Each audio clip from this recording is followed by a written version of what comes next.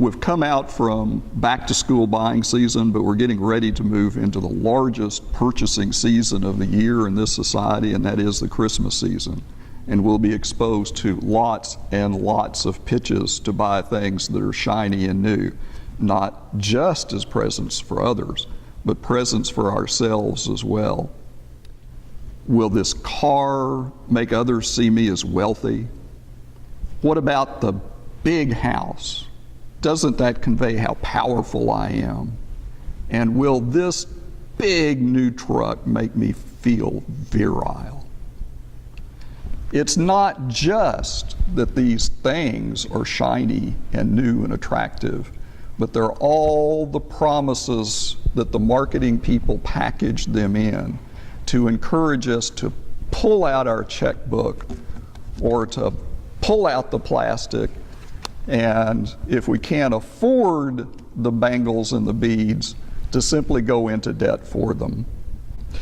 But do any of these things really fill those voids in our life for very long?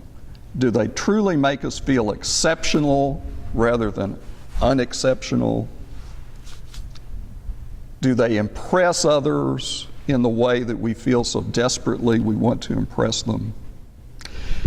Now, if you can afford your education, your children's education, your house by paying it all off in cash on the front end, that's wonderful. Most of us can't. But to go into debt for those types of things, those are investment debts. They're not consumer debts.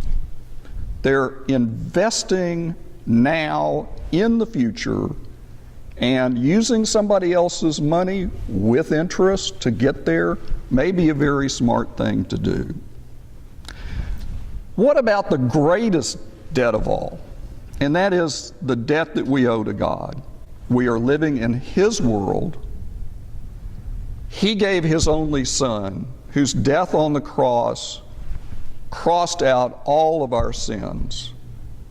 And we've got the opportunity to accept His grace and to live as children of God in His kingdom, both here on earth and in the future. What do we need to do? We need to realign our priorities and recognize that things are never going to bring us happiness and fulfillment. To end getting further into consumer debt and then to pay it off. And to pay off our investment debt as well. Get those obligations behind us.